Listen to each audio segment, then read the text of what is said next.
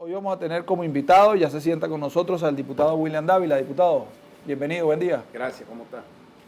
Y también estaremos hablando con Carlos Correa, él es de Espacio Público, para que nos hable un poco de lo que ha venido sucediendo con los periodistas. Nosotros los periodistas que hemos recibido amenazas, algunos han tenido que irse a esconder, algunos han tenido que dejar un momento la pluma, el lápiz, el Twitter, las redes sociales, para tener que aguantarse un poquito porque hemos recibido amenazas, ¿no?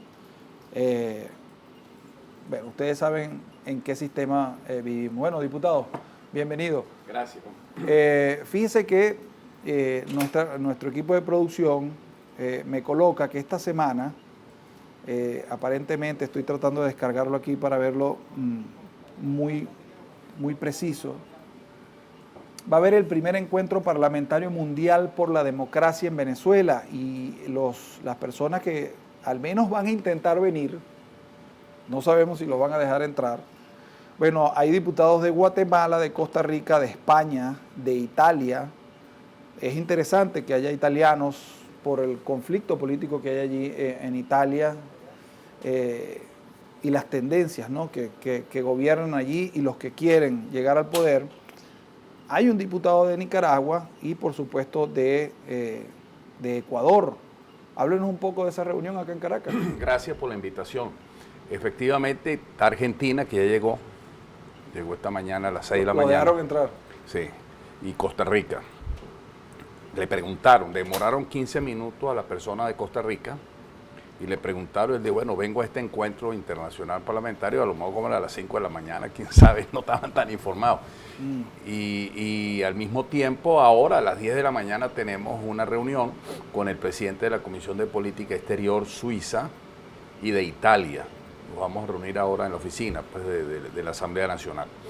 Este es un encuentro internacional, interamericano, interparlamentario, en apoyo pues, a Juan Guaidó, en apoyo a la Asamblea Nacional y sobre todo porque nosotros tenemos que luchar porque se visibilice en el mundo entero las constantes y sistemáticas violaciones de los derechos humanos.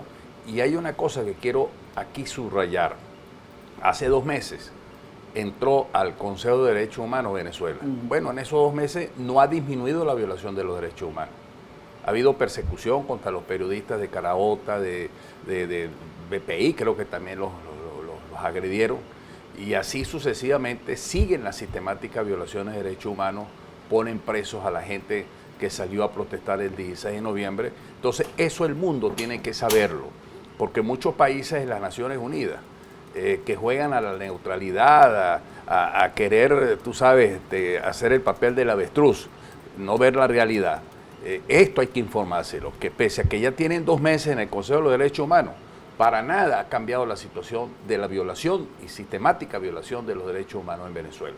Este evento se va a aprobar un proyecto de acuerdo en la Asamblea Nacional, va a haber una sesión, va a haber un manifiesto aprobado pues, por los mismos parlamentarios que vienen del exterior y esto está concatenado con el encuentro que nosotros hicimos en Cúcuta hace 2 años. En el cual, hace 2 años, para julio del año pasado, se hizo un encuentro también internacional que reunió a más de 100 parlamentarios en Villa del Rosario, en Cúcuta, y eso ha tenido proyección, porque incluso se creó la Comisión Accidental para la Atención de los Migrantes del Congreso colombiano, que la preside el senador Efraín Cepeda. Se hizo una reunión hace 1 mes con todos los parlamentarios que están afuera. O sea, hay que verlo dentro de un contexto de lucha, de ofensiva parlamentaria, de ofensiva diplomática ciudadana, de ofensiva diplomática parlamentaria, que está dentro del rol que nos corresponde. Y primero que yo agradezco mucho a los que vienen y a los que están por venir en el transcurso del día.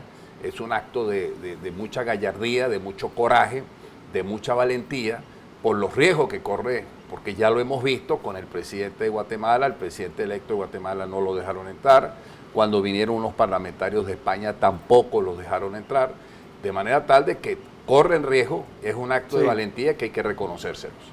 Ahora, ¿cómo cree usted que en este sentido, cuando ya no es, o sea, es tan visible lo que ocurre en el país. Usted lo decía cuando vino el presidente electo de Guatemala, oye, qué pena que ese señor no pudo ingresar al país. ¿Cómo es que la situación venezolana no trasciende más allá de lo que ha pasado? Porque han pasado muchas cosas a nivel internacional, pero ¿cómo es que no hay más presión, por ejemplo, por parte de la Unión Europea? Donde hay países que son muy afectos a nuestro país, como España, Italia, Francia, Reino Unido. ¿Cómo es que todavía no hay una presión, digamos, más contundente de lo que ha ocurrido hasta ahora? Bueno, este encuentro va a contribuir, porque vienen varios parlamentarios de la Unión Europea, es decir, que forman parte del Parlamento español, del Parlamento italiano. Sí, claro. Mira, hay que seguir presionándolos a la Unión Europea en el sentido de que tomen sanciones, adopten sanciones. No pueden jugar a esa tesis de querer estar en el justo medio, ¿no? Entre izquierda y derecha, y el antiamericanismo europeo, y resulta que los Estados Unidos históricamente ha sido un baluarte fundamental en derrotar a los nazis, incluso detener el comunismo stalinista en Europa después de la Segunda Guerra Mundial, y el Plan Marshall, que contribuyó más de 30.000 millones de dólares a la recuperación de Europa. Entonces tienen alguna izquierda esa troglodicta, digo yo, porque es una izquierda que no ve los nuevos conceptos que hay del derecho internacional humanitario, del derecho internacional de los derechos humanos. ¿Qué izquierda puede estar alineada con esta causa de la humanidad que esté apoyando a un régimen como el de Maduro, que viola los derechos humanos de los trabajadores? Y si se quiere, esa es una izquierda, digamos, moderada, en el sentido de que aquellos países siguen desarrollándose cuando aquí seguimos... Hipócrita, diría yo, más que moderada, una izquierda hipócrita, porque todo para ellos bien. Han salido algunos cancilleres, incluso el canciller que tiene España, donde ha dicho que bueno, que las sanciones no son buenas, que tampoco el bloqueo contra Cuba. Bueno, pero ¿y entonces cuál es la solución? La solución es buscar que aquí en Venezuela se den unas elecciones libres, que se busque realmente una salida de esta catástrofe que tenemos actualmente. Y si nosotros no presionamos, no sancionamos la comunidad internacional, fíjate el efecto que tiene el caso de Venezuela, que todos aquellos candidatos o gobiernos que se inclinan a favorecer a Maduro tienen problemas electorales y pierden las elecciones. En este momento Uruguay, en esas diferencias mínimas, que me recuerdo yo aquella diferencia de Rafael Caldera cuando ganó la primera vez en 1968, la democracia le reconoció el triunfo por 20.000 votos. En este momento es más o menos la diferencia entre la calle Po y Martínez, 30.000 votos, 1.5%, pero esa es la democracia. Se gana o se pierde por un voto. Ese es un ejemplo y es una lección que tienen que aprender aquí los trogloditas que están en el régimen de Maduro. Que, fíjate tú en el caso de Argentina, ok, ganó Fernández, pero Macri le reconoció el triunfo. Y se porque Macri es un demócrata. Por eso, Iván Duque le reconoció el triunfo a la alcaldesa de Bogotá y se reunió con ella. O sea, fíjate, que esa es la lección que nosotros tenemos que preconizar, seguir pregonando, mejor dicho, porque es la demostración. El mundo quiere que realmente las controversias se resuelvan de manera democrática, no por la vía del garrote que estos utilizan, amenazas, persecución, ilegalización, todo, y entonces aquí están manejándose en una burbuja. Ellos quieren trasplantarle al mundo entero que aquí hay normalidad. Entonces los europeos hay que hacerle ver las cosas como es. ¿Cómo evalúa la situación en Bolivia, ese acuerdo al que llega la presidenta interina con el MAS para poder llamar elecciones y todo esto? ¿Cómo evalúa esa transición? Mira, eso allí? es correcto, me parece bien, creo que lo está haciendo bien. Yo soy muy amigo del ministro de Gobierno, Arturo Cedillo. Él fue senador de Parlamenamérica y lo conozco ahí y me comunico con él. Y le pregunté recientemente ayer, mira cómo están las cosas, y me dice, muy bien, acercándonos al final, fue la palabra que me dijo. Yo creo que eso es correcto, convocar elecciones, es lo que la comunidad internacional pidió y es lo que ella dijo. Y además, Evo Morales puede regresar a Bolivia, pero tiene que enfrentar a la justicia, ¿no? Porque hizo un acto criminal contra la Constitución cuando la violentó y violentó la soberanía popular cuando le dijeron que no fuera el referéndum. Correcto. De manera tal de que a mí me parece que esa es la salida y eso es lo que estamos buscando aquí en Venezuela. Ahora, ¿qué le dice usted a los críticos acá en el país? Porque hoy temprano, mientras me tomaba el café en mi casa y revisaba el Twitter tempranito, 6 de la mañana, ya había una crítica por el hecho de lo que está ocurriendo en Bolivia. Bueno, en Bolivia ya cesó la usurpación, ya llamaron elecciones y hay un gobierno de transición. Y había alguien que colocaba la crítica. Los bolivianos lo lograron, Guaidó todavía no. ¿Cómo analizan ustedes desde la trinchera de la Asamblea Nacional? Que mira, que tú tienes razón y es de verdad, uno ve las cosas. Pero yo le pudiera decir también lo siguiente. El efecto Venezuela está trayendo como consecuencia el renacimiento de los procesos electorales y la salida de estas dictaduras. En el caso venezolano, no hemos tenido, vamos a decir, el apoyo de una fuerza armada o de fuerzas policiales, por ejemplo, la Policía Nacional Bolivariana o la Fuerza Armada Nacional, que asumiera el papel que debería de asumir, el papel de vigilante de la Constitución. Yo utilizo un término que una vez utilizó el doctor Enrique Tejera París, que en paz descanse, que él decía que la Fuerza Armada era la policía de la Constitución. Tenían que estar vigilantes del cumplimiento de la Constitución. En Venezuela no ellos lo juran. Claro, no tenemos eso. Entonces no podemos estar trasplantando, pero sí tenemos algo que se está dando. Tenemos varios años de lucha, un pueblo que está allí se demostró el 16 de noviembre. Yo lo que le hago un llamado a los que siempre están buscando la caída, es decir, si respiras porque respiras y si no respiras porque no respiras, oye, vale, apúntale al mingo, vamos a fortalecer la unidad, vamos a apoyar a Guaidó. Es el que está allí, arriesgándose todo, él y su familia, ¿no? Y ahora, estamos todos ahí en la Asamblea. Este evento que comienza hoy, oye, eso es una visibilización de la lucha que nosotros estamos dando y el respaldo que tenemos. ¿Por qué usted cree que todavía la Fuerza Armada no termina de dar ese paso? Están muy arropados, porque, a ver, yo creo que los de arriba de la Fuerza Armada no mueven gente para nada, ¿no? Dentro de la Fuerza Armada. Dan órdenes, pero no mueven gente. En cambio hay mandos medios que están en puestos estratégicos, en Guayana, en Costa, y que son, como usted sabe, son puntos estratégicos de nuestro país. ¿Usted cree que es por ello que han colocado a estos señores en puestos estratégicos para que de alguna manera no se pronuncien de otra manera? Yo creo que Maduro y Chávez desde el principio establecieron una estrategia de cooptación de la Fuerza Armada, modelo cubano. Y ellos, por ejemplo, la SODI, los comandos regionales, todo eso están en manos de gente, bueno, afectos, vamos a decir así, que tengan los altos mandos, que siguen al régimen de Maduro. Pero los cuarteles tampoco pueden impedir el clamor del pueblo y las necesidades del pueblo, porque allí están también sufriendo. Claro. Si yo te respondo, hay que establecer una estrategia de acercamiento a los militares, van a decir seguramente el G2 y los servicios de inteligencia, que yo estoy llamando a la conjura, a la conspiración. Porque estos regímenes cerrados viven así, tú sabes, si tú hablas con un militar, le caen al militar y te caen a ti después. A lo mejor ha faltado una estrategia, una táctica de cómo llegarle a las Fuerzas Armadas que están hoy día cooptadas.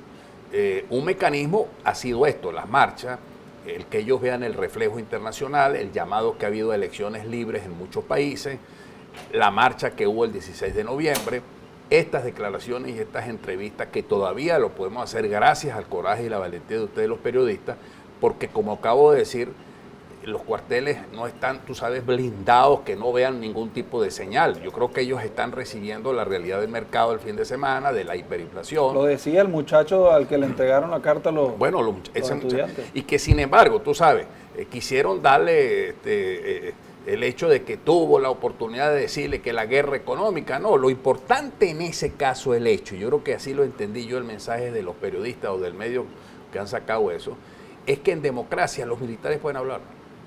Y que ese cadete perfectamente le pudo decir a un joven de la oposición su creencia, pues, y que no recibió ningún tipo de agresión de parte de ese joven. En un futuro hay que quitar de la Constitución ese derecho político a los militares, que no vayan a votar para que no tengan injerencia. Mira, en la yo política. creo que los militares, yo no voy a estar en el lugar común de decir que se regresen a los cuarteles, pero los militares tienen que rescatar su rol institucional, no pueden estar discurriendo, declarando como que si fuera un partido político, porque no les conviene a los militares. Porque ¿qué es lo que dicen afuera? que el principal partido que existe en Venezuela es el Partido de los Verdes, es decir, de los militares. Es que, por ejemplo, cuando usted le da el derecho, cuando se le dio el derecho al voto a los militares, ya el militar opina políticamente y el militar se sentirá con... Claro, porque es la concepción marxista del ejército del pueblo. Es decir, los militares no son representantes del Estado, son representantes de la revolución y del pueblo. En consecuencia, tienen que expresar su opinión y tienen que tener la doble condición, las armas y el voto y la opinión política. Esa es una concepción marxista y se lo digo respetuosamente a los militares. Eso no es una concepción republicana, esa no es una concepción bolivariana. Bolívar fue el primero, muy claro, en el Congreso de Angostura. Léanse el discurso de Angostura, que es la doctrina bolivariana. Ahí Bolívar le dice a los congresistas, aquí vengo y les devuelvo a ustedes. Ustedes asuman, ustedes jefes civiles, las leyes que ustedes van a hacer, las rectoras de la nueva república que estamos construyendo. Nos estaba diciendo, mire, ahora los militares, y recuérdate que hay una frase que Bolívar dijo en el Congreso de Cúcuta: independiente por las armas y libre por las leyes. Es decir, una cosa era que por la vía de las armas tú lograste la independencia y te emancipaste del imperio español, del ejército más poderoso de aquella época. Pero la república se hizo libre fue por las leyes, precisamente por la conquista de la soberanía popular, por la conquista de una constitución republicana. Entonces, eso tienen que entenderlo los militares aquí. Las Fuerzas Armadas no es que no sean, que tienen que ser, tú sabes, apolíticas, asépticas, no se trata de eso, simplemente que ustedes tienen una responsabilidad en un país tan importante como Venezuela, que tiene problemas fronterizos, que tenemos problemas de penetración de grupos armados ilegales, de grupos irregulares, de estructuras criminales en 2.152 kilómetros cuadrados de frontera. Ahora van a meterse ustedes a opinar como un partido político y a actuar como un partido político. Entonces, ¿quién va a resguardar la integridad territorial? ¿Quién resguarda la frontera venezolana? ¿Quién garantiza el cumplimiento de la Constitución? ¿Quién evita que haya ruptura constitucional como ha ocurrido en estos últimos años en Venezuela? Son ustedes los militares. Desde el patria, socialismo, muerte, creo que eso... Por supuesto, porque vino esa concepción ideologicista, ¿no? Las Fuerzas Armadas son fuerzas de la revolución. Por encima del Estado está la revolución. Ese es el mensaje que nos quiso transmitir Chávez y que lo ha querido hacer Maduro. Aquí no existe Estado, aquí existe la revolución, y eso lo dijo una vez Vladimir Padrino, recuerdo yo. La revolución está arriba. Después de la revolución viene el Estado y vienen todos los demás.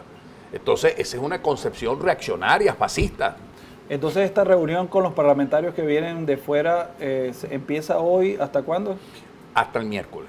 Hasta el día. Va a haber sesión en la Asamblea Nacional, se va a aprobar ahí un acuerdo, un manifiesto. Bueno, yo creo que es un evento republicano internacional muy importante. Van a tener derecho de palabra. Sí, ahí también van a tener derecho de palabra y seguramente hablarán los representantes del régimen que están allí, pues. Nosotros no le vamos a cortar la palabra a nadie.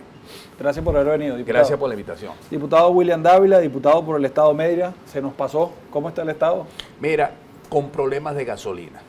Nosotros los merideños estamos llevando la de Caín, como se dice. Cuando no es la luz, cuando no es el agua, cuando no es el gas, es la gasolina. Bueno, así está todo el país. 5 y 6 y 7 días para echar gasolina. Te venden la gasolina a mercado negro 40, 50 y 60 dólares. Esa es la realidad que estamos viviendo.